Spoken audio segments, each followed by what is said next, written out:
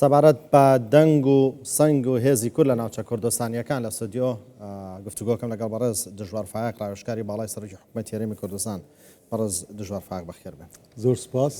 ئێستا لەم کاتەیە بانگەشەی لیستی 275 پارتی دیموکراتی کوردستان بەڕێوە چێت تایبەت بە مەکتەبی ڕێخستنی بەغدا و کەرکووکی پارتی دیموکراتی کوردستان لە نێو هۆڵی ئەوەی ئێستا بانگەشەکە بەڕێوە چێک و پامنێرمان ئاماژەی پێکرد تەواوی پێکاتە نەتەوەی ئاینە جیاوازەکانی کەرکووکیایدا بەشدارن. ئەمە چ نیشانەیەکە بۆ پارتی؟ ئەمە نیشانەیەکی زۆر گەورەیە بۆ گەورەی پارتی، بۆ خەمخۆری پارتی، بۆ مێژووی پردەستکەوتەکانی پارتی. جەنابی سەرۆک مەسعود بارزانی هەموو کاتێ وتێتی کوردستان ناوەندی پێکەوە ژیانە، ناوەندی لێبوردنی ئاینی و نەتەوەی و ئاینزاییە. کەرکووکیش و ئەو شارانی تری عێراقیش کە ئێستا لە دەرەوەی ئیداری هەرێمی کوردستانە کە پێڵەن مادە 140 ئێمە تورکمانمان لەگەڵا، عەرەبمان لەگەڵا، کورد و ئاشوریمان لەگەڵا، دین و مەزهبەکانی ترمان لەگەڵا. ئێمە ئەڵێن ئەوانەی ناوێن لە تۆماری 1957 هەیە لە کەرکووک و لەو شارانن، شەریکی ئێمن، برای ئێمن، کەسی ئێمن. ئێمە بۆ وان بووینتە قەڵغان بڕوا بکە بارودۆخی ئەو خوشکبرا تورکمان و عارب و کلد و ئاشوریانی لە کەرکووک لەو ناوچانەیە لە 100 ساڵی ڕابردووی دەسەڵاتدارەتی عێراق ئەوەندە سوودیان نەبینیوە کە برا کلدان و ئاشوری و تورکمانەکانی سنووری هەرێمی کوردستان لە نەوەتیەکە سوودیان بینیوە. بۆیە ئەوان پارتی بەهی خۆیان نەزانن. پارتیش تەنها پارتیی خەڵکی کورد نییە بەتەنها، پارتی هەموو خەڵکی کوردستانە، پارتی هەموو ئاین و ئاینزاکانە، پارتی ئەو کەسانەشە کە ئەندامی پارتی نین، چکە دائیمەن ناوی پارتی لە کوردستان و لە عێراق بەستراوەتەوە. مەبەستم پارتی بارزانیە بە شۆڕش، بە ڕاپەڕین، بە شەڕەکان لە پێناو دیموکراسی بۆ عێراق و مافەڕاوەکانی خەڵکی کوردستان، لە جەنگەکانمان لە پێناو پاراستنی سنووری کوردستان، مافەکانی خەڵکی کوردستان بە هەموو پێکهاتەکانەوە. دایان داستان چەندین شۆڕش و ڕاپەڕین لە شۆڕشەکانی بارزان بگرە، لە شۆڕشی ئەیلول بگرە، لە شۆڕشی گوڵام بگرە، لە ڕاپەڕین بگرە،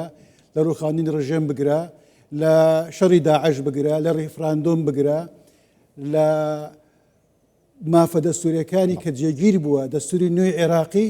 دەوری سەرۆک بارزانی، دەوری ڕێبازی بارزانی، دەوری پارتی زۆر مەزن بووە بۆ بەرگریکردن لە هەموو عێراقیەکان. لە شۆڕش ئەیلول کوردستان بە ڕابەراتی جنابی بارزانی پارتی دیموکراتی کوردستان بووە مەڵبەند و قەڵای هەموو ئازادی خوازانی عێراقی بە تورکمان و عەرەب و کلد و ئاشوریەوە. بۆیە خەڵک کە باسی مافەکرێ،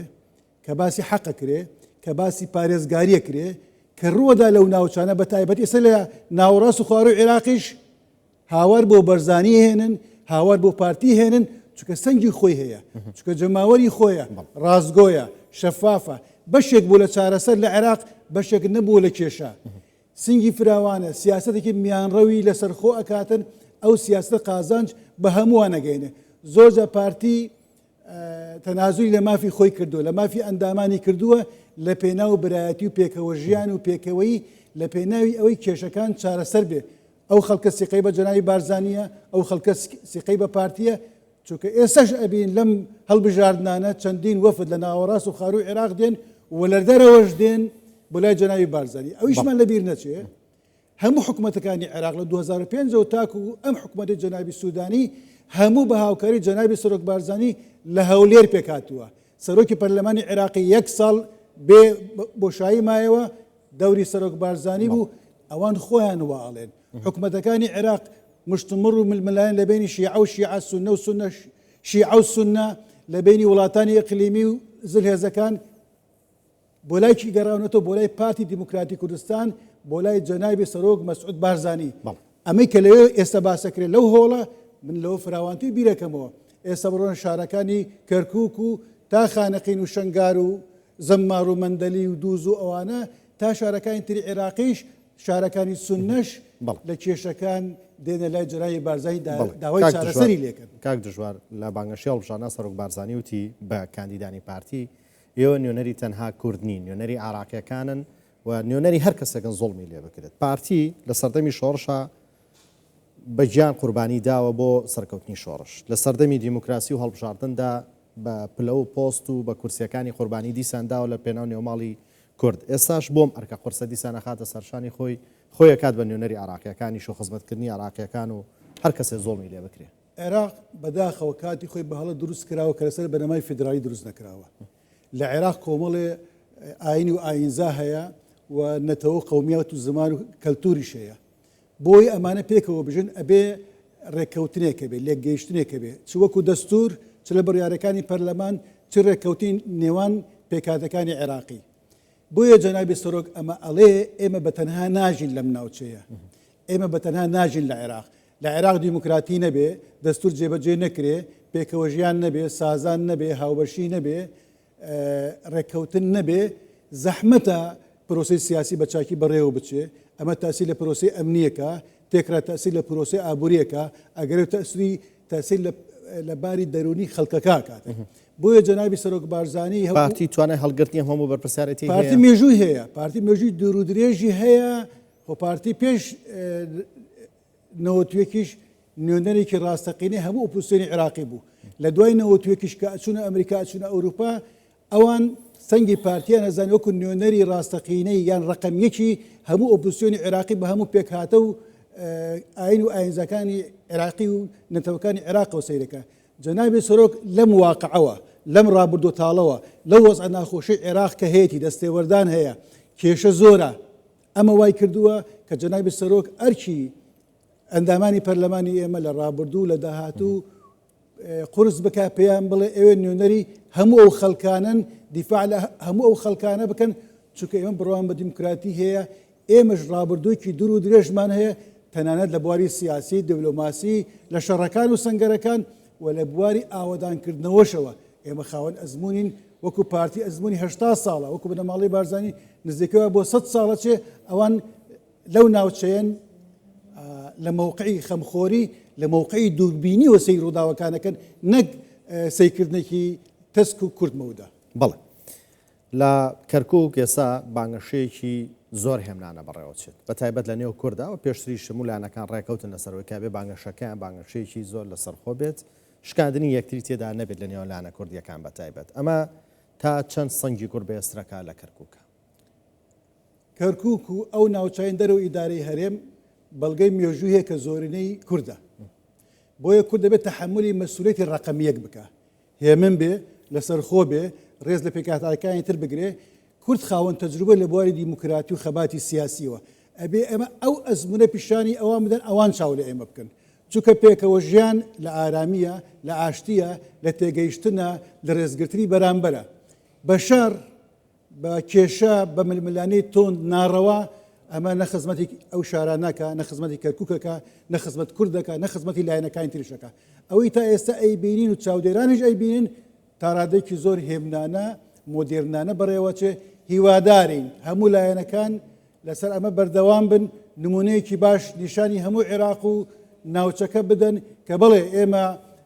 شەوتێکی زۆرمە قۆناغێکی زۆرمان بڕیوە لە بواری هەڵبژاردن و دیموکراسی. ئێمە ئەوەین کورد خاوەن حەزارەین، کوردستان خاوەن حەزارن، لێرە نیشانی خەڵکی بێن. ئەوە کارێکی زۆر زۆر باشە. بەڵێ بە تایبەت لە کەرکووک و ناوچە کوردستانیەکان پارتی چی کردووە یان چییە کات کە لایەنێکی تری سیاسی نەی کردووە کاڵێن دەنگ بە پارتی بن بۆەوەی ئەوانەتان بۆ بکرێت یان ئەوەتان بۆ کراوە، لایەنە سیاسەکانی تر نەیان کردووە؟ کێشەی کورد، شۆڕش، ڕاپەڕین، دەستکەوت، داستان، بەرگری لە خاک، بەرگری لە سنوور، بەرگری لە تاک، بنیاتنانی تاک، ئاوادانکردنەوە ئیدارە هەمووی پەیوەستە لە 100 ساڵی ڕابردووەوە و تایبەتیش لە دوای هەفتە کە ئێمە هاتینە ئیدارە لە عێراق بە پارتی دیموکراتی کوردستانەوە بە بارزانیەوە. پارتی و بارزانی دینەمۆی ئەم خاڵەمە کە من باسم کردووە. بۆیە هەر کەسێک لە حزبێکی تریش بێ کاتێک کە تووشی کێشەیەکە بێ لە زاخۆ تاک و خانەقین هاواری بۆ پارتی و بارزانیە. ئێستا باسم کرد سوننەکانیش کە کێشانەیە لە بەغدا هاواریان بۆ جەنابی بارزانیە. پارتی شۆڕشی کردووە، یەکەم بارزان پێش دامەزراندنی پارتی شۆڕشەکانی بارزان هەیە، دوایی شۆڕشی ئەیلول هەیە، دوایی شۆڕشی گوڵان هەیە، دەستکەوت هەیە، 11 ئازار هەیە، ڕاپەڕین هەیە، دانانی حکوومەت و پەرلەمان هەیە، شیعاری فدرالی هەیە، شکاندنی داعش هەیە، 55 مادەی دەستوری کە تەنها بۆ کورد نییە، بۆ تورکمان و کلد و ئاشوورەکان کە لەگەڵ ئێمەژین بۆ هەموو ئازادی خوازانی عێراقا ئەمەی کردووە بۆیە ئێمە داوا لە خەڵکە کاکەین تەجروبەمان بکەن تاقیمان بکەنەوە ڕێز لە شۆڕشەکانمان بگرن لە دەستکەوتەکانمان بگرن لە نەبەردوو چالەکیەکانمان بگرن لوتی داعشمان شکان داوای دیموکراتیەوە بۆ عێراق کرد پێش هەر حزبێکی سیاسی عێراقی ڕێز لەو کەسانە بگرن کە ویستن ئێوە پارێزن ئێمە خاوەن دروشمی ڕفراندۆمین بۆچی ڕفراندۆممان کرد لەبەرەوەی حکوومەتی عێراقی چوو بەرەو تاکڕەوی لەبەرەوەی دەستوری جێبەجێ نەکرد بنەماکانی دیموکراسی جێبەجێ نەکرد پێکەوە ژیانی جێبەجێ نەکرد 55 مادەی دەستوری جێبەجێ نەکرد مادەی 140 جێبەجێ نەکرد خاوەنی نەوت و غازی جێبەجێ نەکرد گەیشتە بنبەست بۆیە ئێمە چین بۆ ڕفراندۆم زۆرینەی خەڵکی ئەو ناوچانە کەرکووک و شارەکانی تری مادەی 140 هەمویان چون بە هەموو ڕەنگەکانەوە بە هەموو بیر و بۆچوونەکانەوە دەنگیان بۆ ڕفراندۆمدا ڕێز بگرن لە شەهیدەکانمان ئەزانین چەند شەهیدی پارتی هەیە لە کەرکووک ئەو ناوچانە لە شۆڕشی ئەیلول و گوڵان لە ڕاپەڕین لە شەڕی داعش ڕێز بگرن لەو ماندووبوونە لەو خوێنڕشتنە لەو پێشمەرگانە ڕێز بگرن لە خەباتی کەس و کارتان باو باپیرانتان ڕێز بگرن لەو کەسەی سنوورە پارێزێ دەستکەوتەکانە پارێزێ لەو کەسی ئەوێ مادەی 140 جێبەجێ بێ پارتی هێزی سەرەکیە بڕوا بکە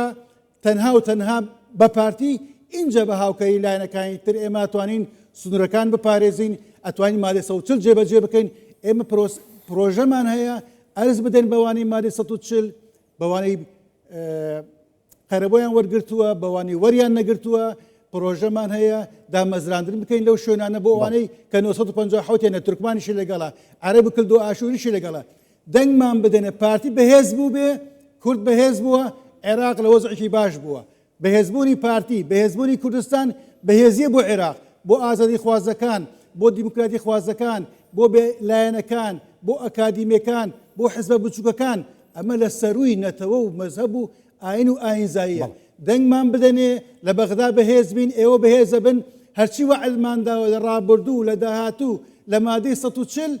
ئێمە جێبەجێیەکەین خزمەتتانەکەین پارتی و بارزانی تاقی کراوەتەوە خاوەن وعدی خۆیەتی خاوەن بڕیاری خۆیەتی متمانەی پێکراوە دەنگ بدەن بە 257 بەلیستی پارتی و بارزانی کۆمەڵێ بربژێری ئەکادیمی گەنجی بەتوانەی کوڕ و کچی تایە ئێمە بەڵێنتانە دەینێ وەرن یەخەمان بگرن بەڵام بە مەرجێک هێزێکی باشمان پێ ببەخشن لە کەرکووک و شارەکانی تری مادەی 140 ئێمە خزمەتانەکەین لە خزمەتانە بین بەڵێ